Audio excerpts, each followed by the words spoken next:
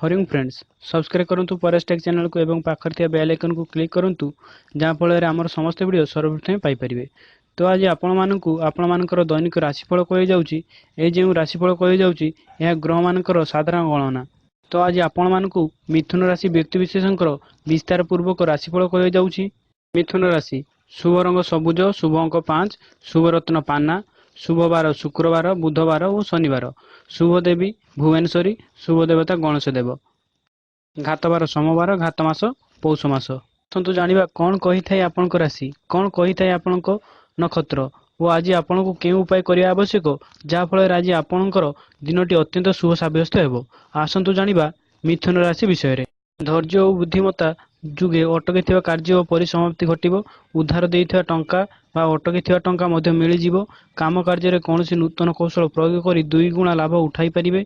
व्यवसाय पई नुआ ऑर्डर पाइबे और नूतन एग्रीमेंट करि पारिबे।